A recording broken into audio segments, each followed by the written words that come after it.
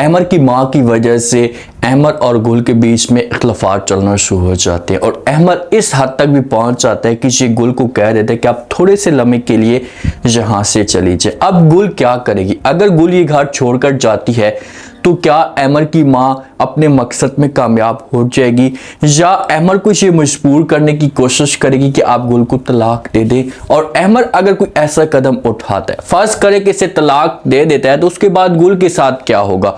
और दूसरा ऑप्शन, अहमर की माँ के पास ये भी आ चुका है, ये अब गेम डालने की कोशिश करेगी, ये अहमर को मजबूर करेगी या कर सकती है, इसे कह सकती कि आप ऐसा करें कि आप ठीक है गुल को नहीं छोड़ना चाहते तो ना छोड़ें, लेकिन आप नौशी के साथ शादी कर लें, क्योंकि ये अहमर के सामने ये शर्त जरूर रखेगी। अहमर को बोलेगी कि भाई मैं उस घर में आने के लिए तैयार हूं, लेकिन आपको पहले मेरी बात माननी होगी। अब नेक्स्ट एपिसोड के अंदर क्या ट्विस्ट पैदा हो सकता है, गुल के लिए मजीद मुश्किलात क्या खड़ी हो सकती हैं, ये आज के शो में डिस्कस करने वाले हैं। जो अहमर की माँ है ना, ये तो अपनी जिद लेकर बैठ चुकी है और इसने अहमर को साफ अल्फाज में इनकार कर दिया। ये साफ अल्फाज में ये बात कह दी कि भाई अगर आपने मेरी बात ना मानी तो मैं हमेशा के लिए घर छोड़कर चली जाऊंगी। अब इसके पास अब बहाना भी आ चुका है, क्योंकि इसने हर एक तरीका अपनाया, अहमर को ब्लैकमेल करने की कोशिश की, हर तरह से इसने ट्राई किया कि भाई किसी भी तरह से अहमर एक दफ़ा नौशी के साथ शादी कर ले,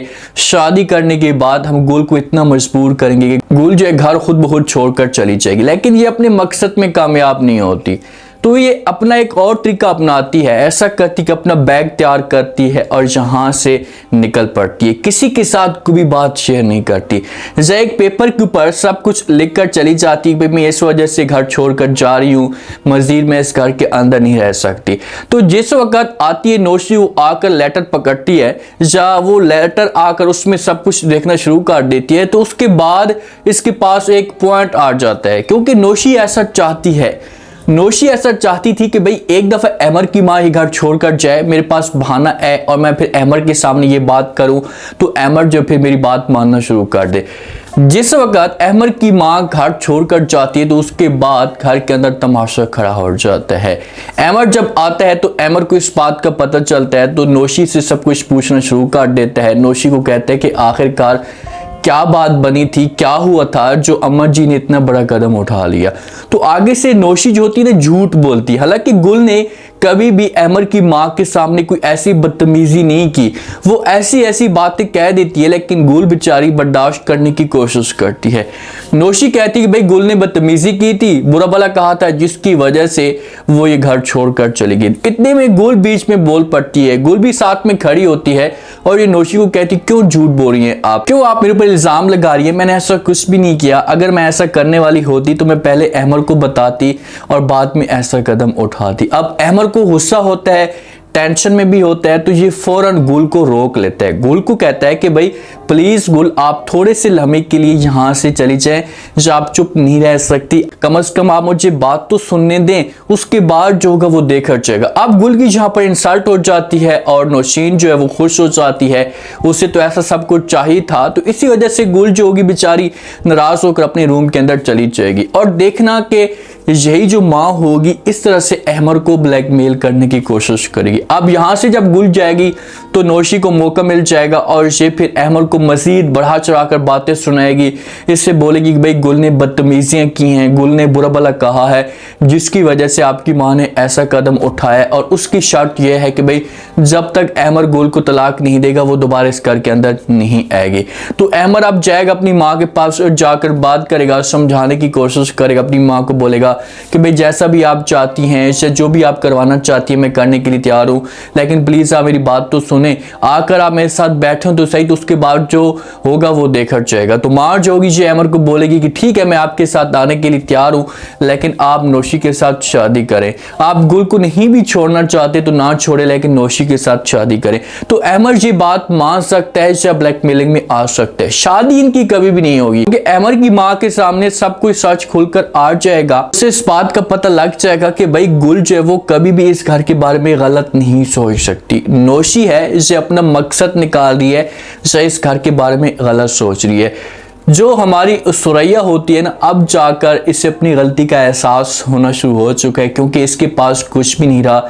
इसे अपने भी मुश्किल वक्त में छोड़कर जा चुके हैं। तो ये कॉल करती है गुल को, गुल के सामने रोना धोना शुरू कर देती है। गुल को कहती कि देखिए गुल, मैं आज बहुत ज़्यादा मुश्किल में हूँ और आपकी हेल्प की ज़रूरत है।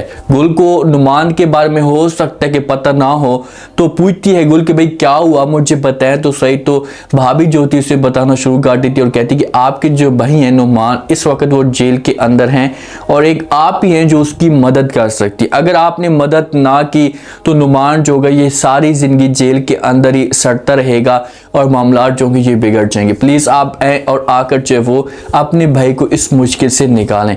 हो सकता है कि सुरैया के दिमाग के अंदर कोई नया प्लान हो, लेकिन जब गुल आकर अपने भाई की हेल्प करेगी, क्योंकि ये कभी भी इस बात से इनकार नहीं करेगी। ये भाभी को बोलेगी कि अच्छा ठीक है, आपको परेशान होने की कोई भी जरूरत नहीं है, मैं अभी आती और मामलात को आकर देखती हूँ।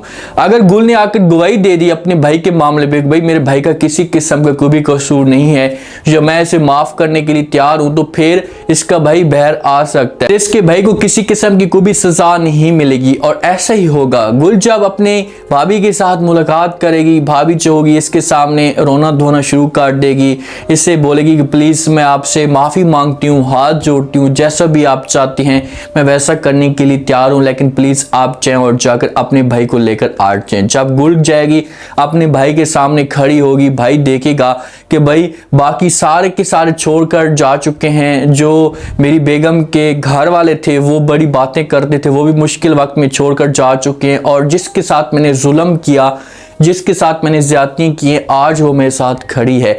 और इस जगह पर अपनों का पता चलता है। जब आपके अपने आप को मुश्किल वक्त में छोड़कर चले जाए ना, वो अपने नहीं होते, उनको अपना नहीं कहा जाता।